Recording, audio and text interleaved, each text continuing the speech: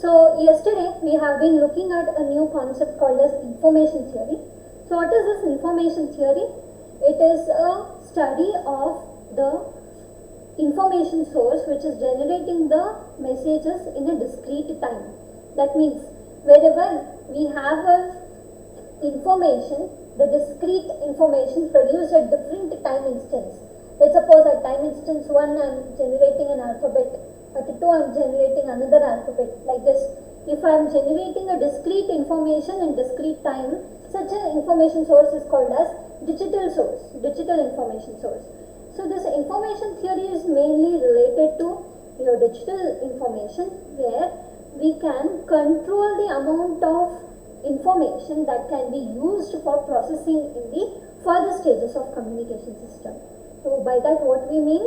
We can reduce or compress the information which is available right at the beginning of the source itself, and we can compress, and this gives us an advantage of reducing the amount of bandwidth consumption while it is put across the channel.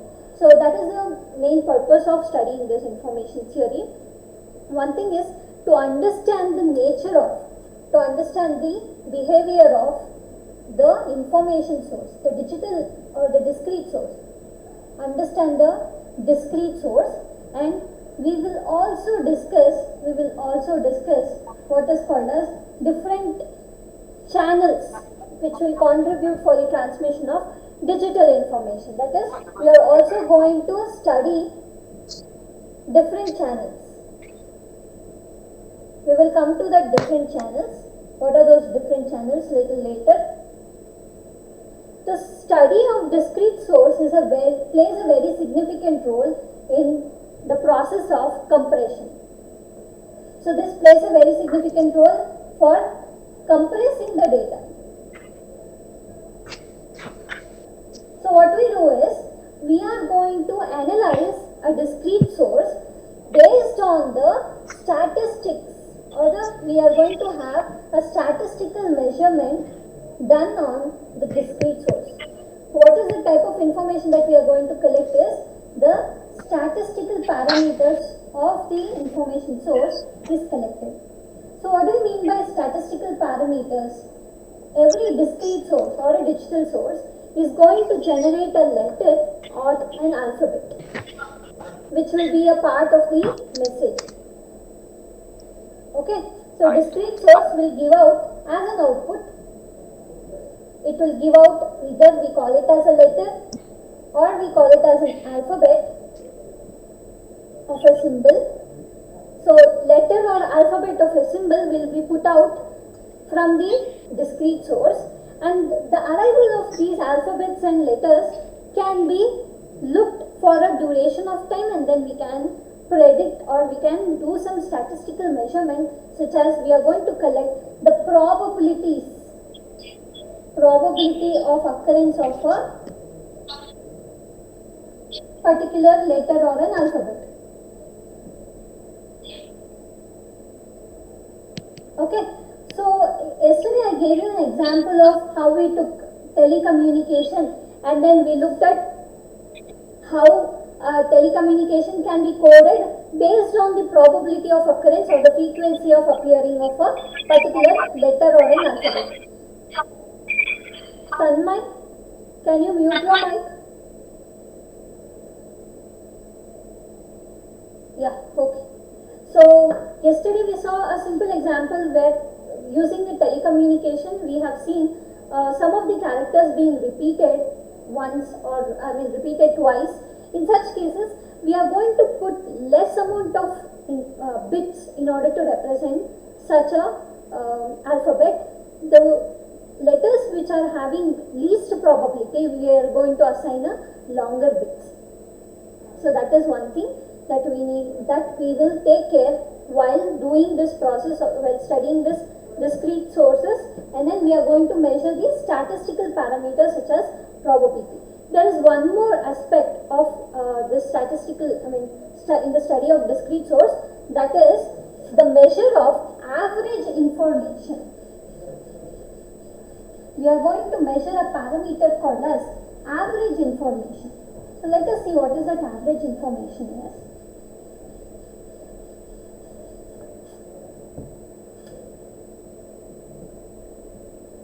Average information of a discrete source.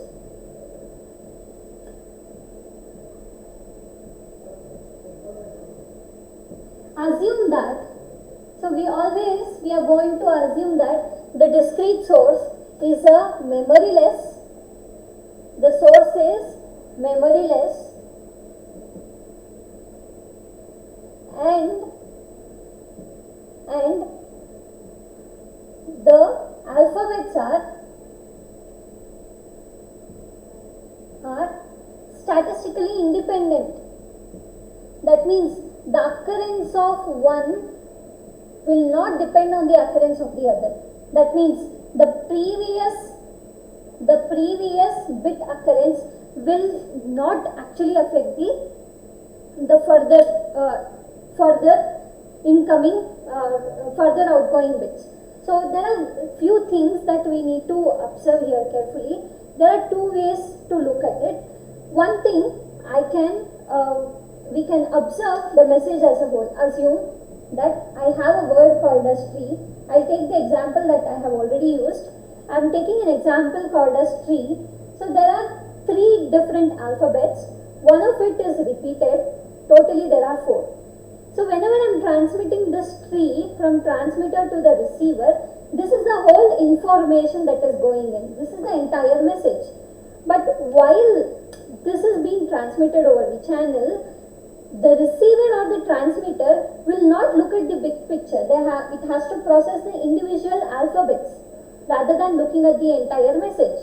Though we are conveying only when I send all these four alphabets only, it will convey the proper information. Otherwise, it's not going to convey anything to us.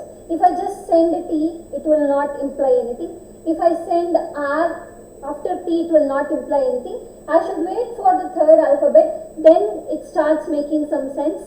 And once I send the fourth symbol or fourth alphabet, then it will get to know that this is the entire message that is sent across. So while this is being sent, the source which is generating the alphabets, while it is being memoryless, what do you mean by memoryless? The generation of T will not depend on the previous alphabet. Generation of R will not depend on the previous alphabet. Generation of E will not depend on the previous alphabet. So this is what is meant by memoryless.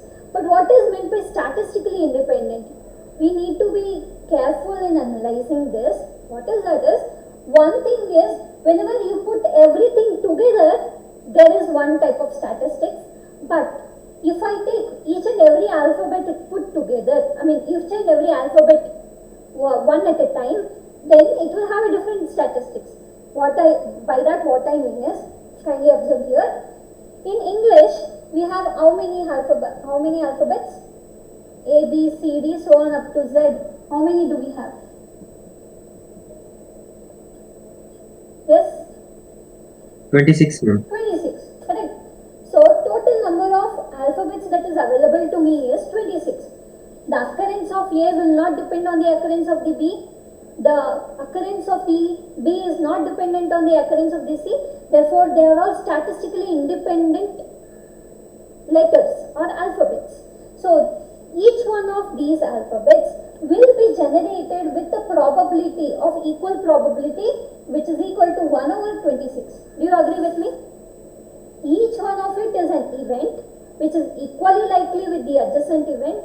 That means if the two events are equally likely and they are statistically independent, then the occurrence of the entire event will be equally shared. The probability of event happening is equally shared between both the events. So there are 26 such alphabets, or there are 26 such events. So occurrence of each one is 1 by 26. But now let's say if I'm considering the tree, the word called as tree, that means the T is getting generated by a probability 1 by 26. R is getting generated by a probability 1 by 26. E is getting generated by a probability 1 by 26. and another E is also getting generated with the probability 1 by 26. But if I take this message and find out what is the probability of occurrence of each one of these symbols, then that varies. What is that? T is appearing with the probability in this particular word with 1 by 4. R is appearing with the probability in this message with equal to 1 by 4, and whereas E is appearing with the probability 1 by 2. Half of the message consists of one type of alphabet, which is E. Therefore, the probability here varies. So, please observe here. I hope you got to know what is this. Got the difference? Or do you still have any doubts? Because this is very important. Please do let me know. Guys, please do let me know. Please say yes or no. Acknowledge it. Yes, ma'am. Got it, ma'am. Got it. So these are the individual alphabets. Each one of the occurrence of these alphabets will carry some probability. But when it is being put into a message, to form a message, then in that particular message, it will have the probability of occurrence. So now, the total probability when you are trying to convey information, where is the information? Is it in the alphabet or is it in the message? Yes? So I gave you an example of sun rising in the east, which is not conveying any information, or which is conveying very less information. In that, if I take only sun, will it convey anything? No. East? No. Only when I put together, I will get a meaningful information, or I will get to know what is the impact of that particular message, right? So what is the information content of that particular message? But the messages cannot be formed without alphabets. That is there. Correct? So message cannot be created without T, R, E, E. I cannot send a tree picture and say this is tree, right? So there should be some physical representation for a message, and that message will consist of individual alphabets, which are again, they're statistically independent of each other, but then they also convey certain information here. So the randomness of appearing of each one of these alphabets depends on the individual probability, and when they are put together in a message, they convey a different meaning. That means whenever I am trying to evaluate the information contained or information that is coming out of a discrete source, it should depend on the probability of occurrence of alphabets and also the probability of the alphabets in the message. So now the information is not only dependent on the probability of occurrence of these alphabets. If these were the only 4 alphabets that were created by the source, then it was a different case. Okay, whatever, please try to understand this. The occurrence of the output that is coming out of the source is now not only the entire message, but also the alphabets are being produced to form a message. So the information that we are trying to measure will depend on the probability of occurrence of each alphabet and also the probability of that alphabet appearing in a message. So both put together will form what is called as an information, or we are going to measure a parameter called as average information. I hope it is clear till here. Yes? Yes or no? Yes, ma'am. Okay, fine. So using this average information, we are going to decide many things, such as what should be the length, and what we are going to characterize the source by measuring this particular parameter, which is called as average message information or average information content in a on a digital source that is coming out of a digital source. And one more information regarding the concepts from where I am trying to give this. The textbook that I am referring for this particular chapter or for information theory is Digital and Analog Communication Systems. The textbook name is Digital and Analog Communication System. Digital and Analog Communication Systems.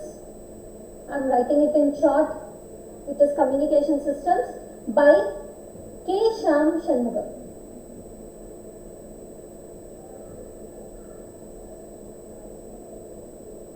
The soft copy of this particular textbook I have already shared on Moodle. You can go and check it out.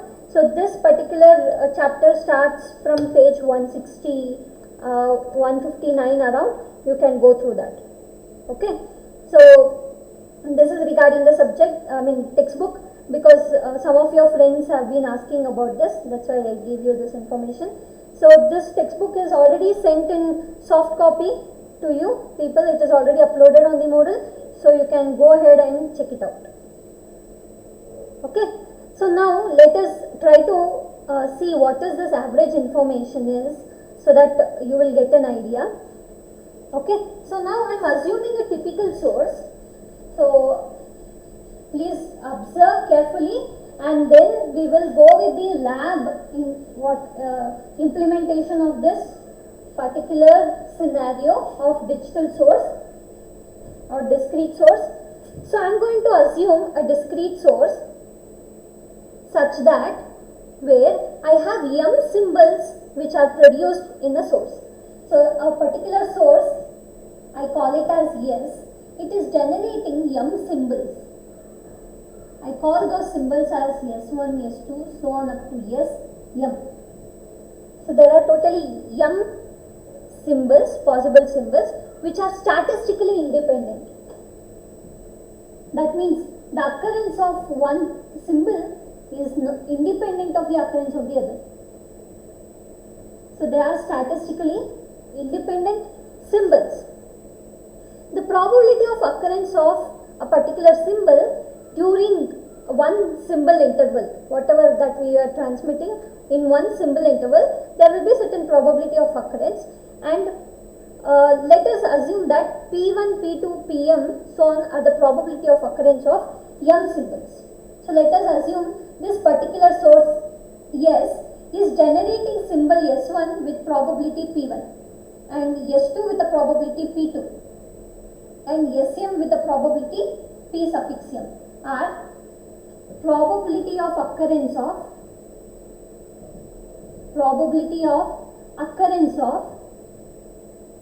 m symbols.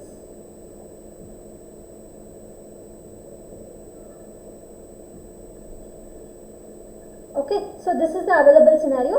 Now what I am trying to do, using these m different symbols, I am going to create an message which is made up of n symbols.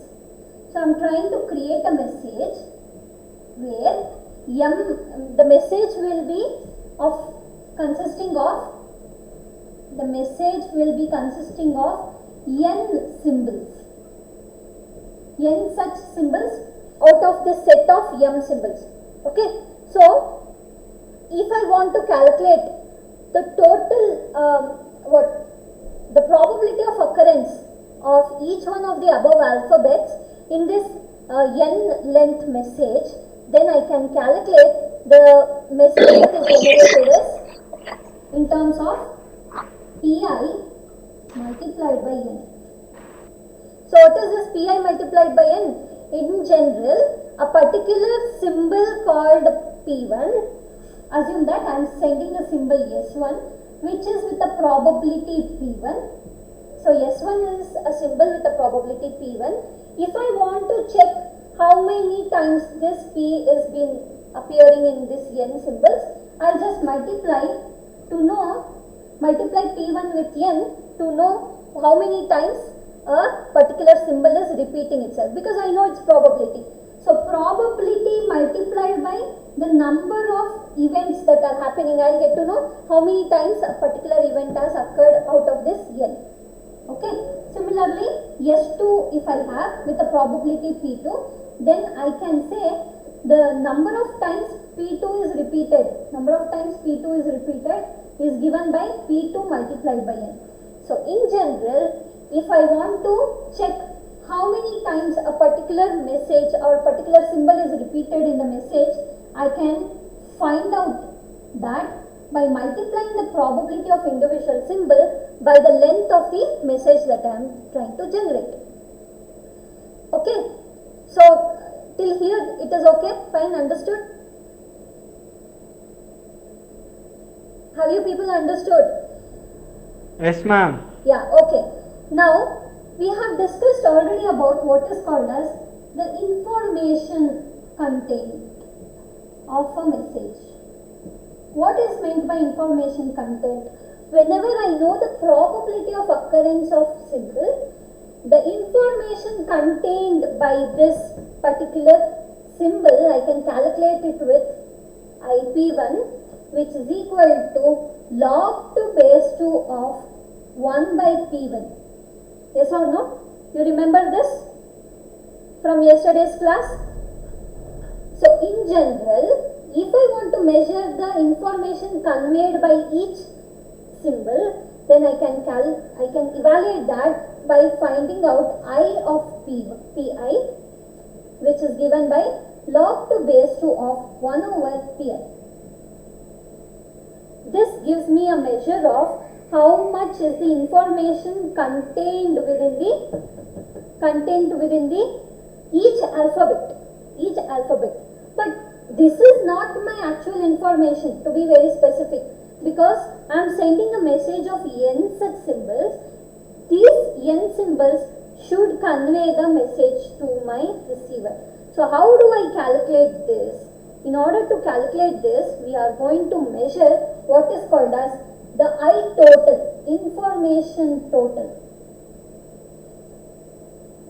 Now, I know how many times a particular symbol or alphabet is repeated in the n symbol string. I know how many times a particular symbol is repeated because I know its probability, I know the length of the message. Now, what I will do, in order to measure the total information in a given message, I can find it out by summing all the probabilities, all the information content of all the symbols conveyed within this n symbol message. What does that mean? So, only when I put sun sets in the east, this is my entire message. Yes or no? Sorry, sun sets in the west. Sorry about that. Yeah, sun sets in the west. This is my information. This is my message. This consists of n symbols. Assume that each one of these will be a part of the message, and each one of it will be formed by alphabets. Now I know yes will have some information within it, but yes cannot convey the entire message.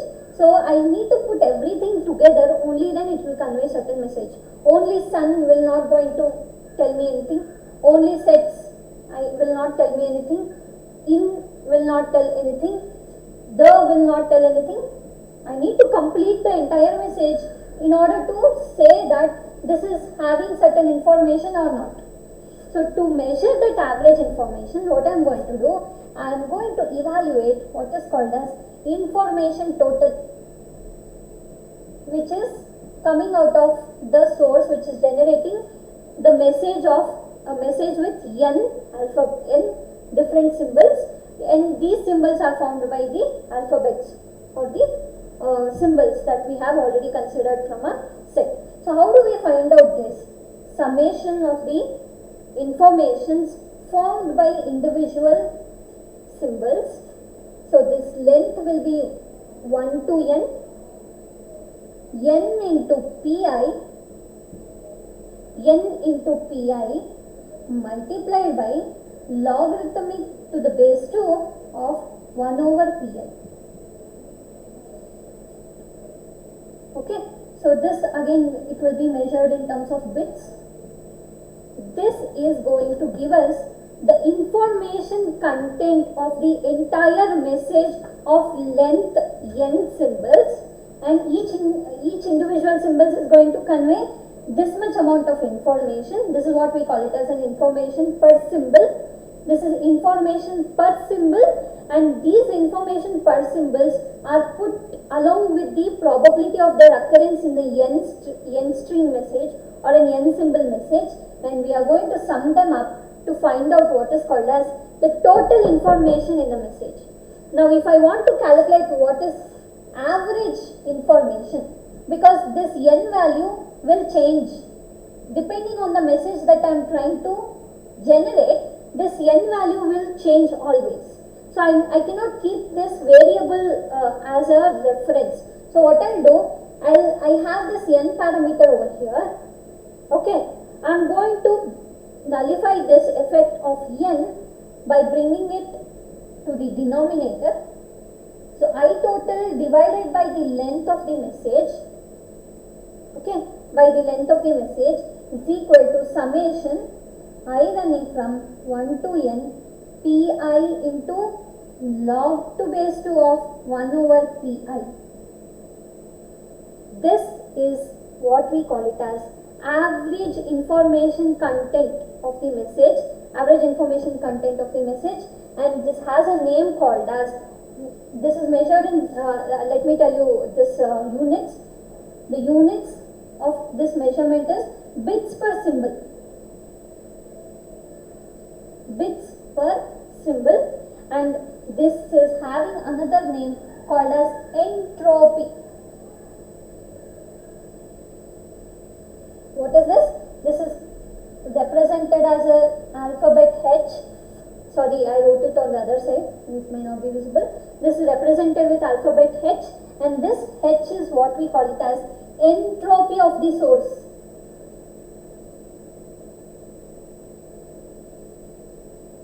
Okay, so what I want one of you to do is, please note down this word called as entropy. I want one of you to just go to a dictionary or go to Google search and type entropy and tell me what it gives. You give me the English meaning of entropy.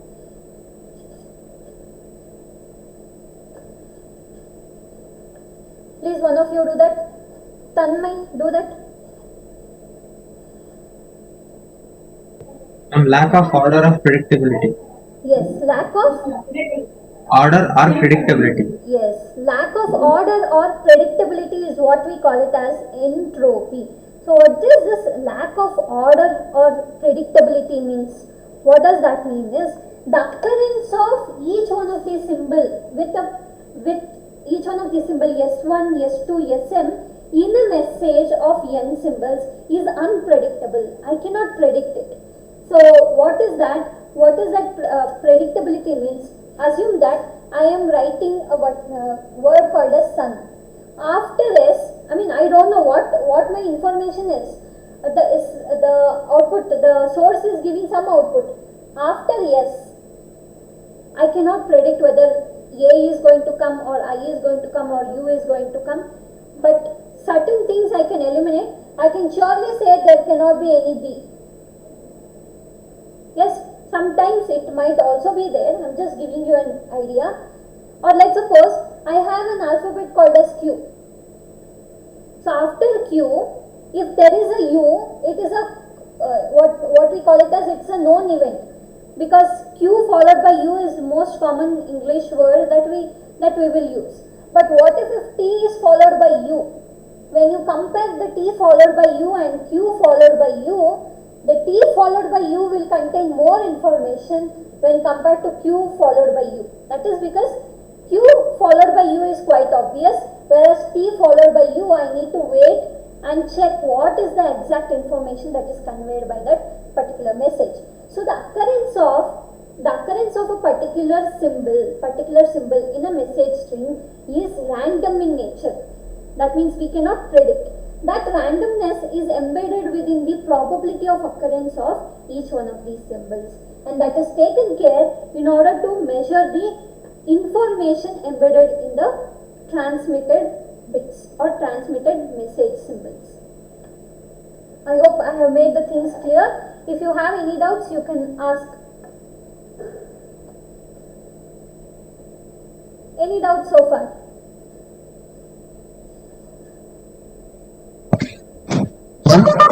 Yes. Instead of doing this, all the things, because the prediction may go wrong in this, right, ma'am? We will get an error. So, Prediction in what way? We are not predicting. We are trying to uh, what characterize the source. We are not trying to predict. We are not in the receiver part. We are still in the transmitting part. the each letter what we have, we will be having a ASCII value, right, ma'am? For That is those, later. if you That is ask, later. See, bits assignment. Bits assignment. We are not going to do as per the ASCII. We are going to define our own algorithms. Okay, and then we are going to send the information, and there will be a lookup table on both transmitter and the receiver, and they will understand. Sometimes they will give a reference of ASCII, and then the further repetition will be coded with the 2 extra bits or 3 extra bits, like that. So it all depends on the transmitter and the receiver. Not always every alphabet is transmitted with ASCII code. No, we won't do that. That is the reason why we are going with compression techniques or the source encoding procedure. That means I want to reduce the number of bits that are used during the transmission of a particular representation. Let it be any alphabet. If I have 7 different alphabets, then 7 or 6 multiplied by 7 bits, then it's going to be around 50 bits around I need to send. If there is a flag bit to that, then I need to send the flag bits also. Then in that case, the length of the message will be somewhat more. If you take tree itself, tree as an example, I am sending E twice. That means the ASCII value of E is repeating twice. So there is no point in sending the ASCII value of E twice. So what I do, if for the first symbol, I will send the ASCII code, and since I know the next letter is also E, if I can predict the source is generating the E in the next alphabet, what I can do is I'll just send another 0 or a 1 as an extra bit, like 2 more bits I can send, and say that it is a repetition of the previous information. So like that I can do. So we can customize that particular source encoding part. So there are different algorithms to do that. We are going to study that later. But the basic necessity to do this, to do all these analysis, is to try and reduce the information content, or try to reduce the number of bits that are used, so that I can utilize my bandwidth effectively. That is the main necessity. And while the randomness in the information source can be somewhat predictable, so therefore if we know the entropy of the system, we can predict what are the bits that are coming out of the information system, and thereby we can code it easily using our source encoding procedures. That is a basic necessity. Okay, so this is about the entropy, or we also call this average information content per symbol in a message. We call this as average information content per symbol, and this is called as source entropy. This, whatever the parameter called H, we call it as source entropy, and we can get to know what is the average information content in a message of n, length n. Okay, so we will solve one problem based on this entropy, and then we shall go with the lab part of it. Okay, I think maybe around 1 more hour I will take. After this problem, we will break for 5-10 minutes, and then we will proceed for the lab. Okay, so take down this particular problem. I am going to dictate now. Please take down this. Find the entropy of a source. Find the entropy of a source that emits. Find the entropy of a source that emits one of the 3 symbols. Find the entropy of a source that emits one of the 3 symbols. Ma'am, that after what, ma'am? Pardon me? Find the entropy of a source that emits one of the 3 symbols. One of the 3 symbols. A, B, C. A, B and C. One of the 3 symbols A, B and C in a statistically independent sequence. In a statistically independent sequence with probabilities So symbol S1 is A with the probabilities half, 1/4, 1/4, and 1/4 and 1/4 respectively.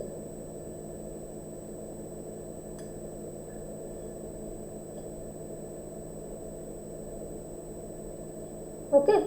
Now they have asked us to find out what is called as the entropy of the system. How to find out the entropy of the system or an average information? We can use the probability of occurrence of each one of these alphabets or the symbols, and then we can find out the average information content. So observe here 1/2, and this one is 1/4, this one is 1/4. These are the alphabets that are coming out of source. So I hope you still remember the total number of alphabets when the probability of occurrence of each alphabets from a source. If you are going to add all the probabilities of the individual symbols, they have to be adding up to 1 because it's a memoryless, and also they are statistically independent sources. So therefore, when you put all the probabilities together, when you sum them up, it should be equal to 1. Only then you proceed further. 1/4 plus 1/4 plus half is going to give us 1. So this is a proper source. Now we shall find out what is the entropy. Entropy is given by, there are 3 symbols. So assume that this is the message of some length equal to 3. Okay. So this will be I running from 1 to 3 pi log to base 2 of 1 by pi. This is equal to, entropy can be measured as P1 into log to base 2 of 1 over P1 plus P2 into log to base 2 of 1 by P2 plus P3 into log to base 2 of 1 by P. P1 is with half,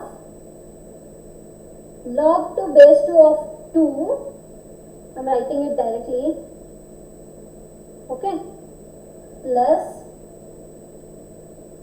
1/4, log to base 2 of 4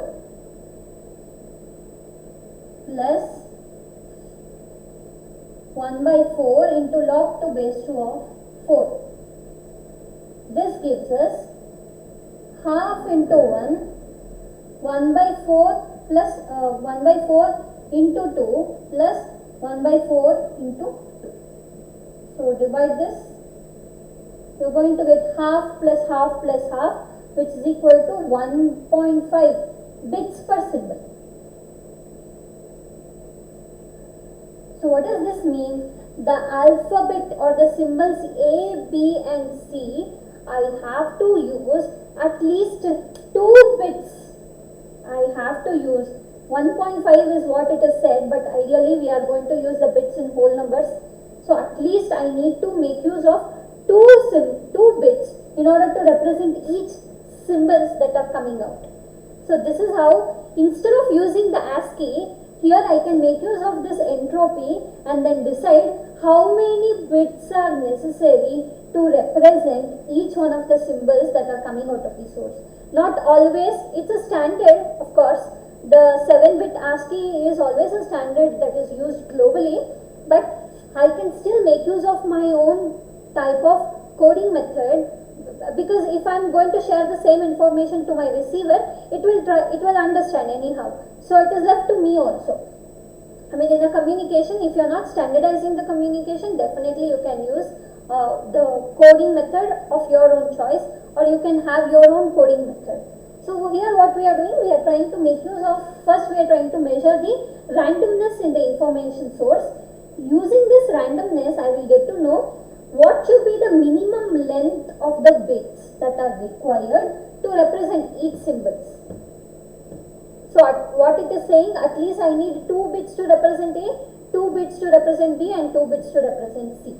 So using these three alphabets, I can generate a message something like this: A, B, C, C, A, B, A, B, B, A, like this. Some random information I can generate like this and then transmit across the channel.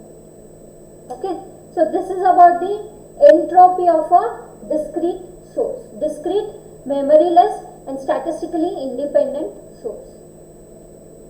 Is this clear? Do you have any doubts? If there are no doubts, we will stop it over here, and then we are going to continue the lab part after we will start at 3 o'clock. Will that be okay? Ma'am, Yes. ma'am, instead of doing this calculation, we can directly say that if there are 3 bits, 3 symbols is to be transmitted, then 0 0 for one symbol, 0 1 for another, and 1 0 for another. Pardon me? Yeah, please come again.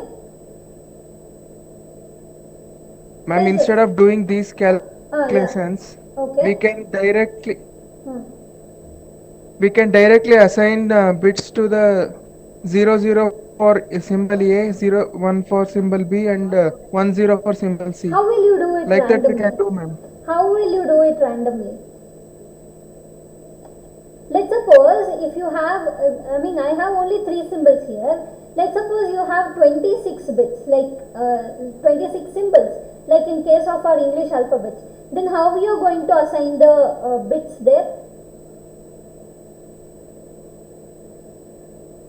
Some sources, see, I have taken a particular case of statistically independent source. What if it's a dependent source?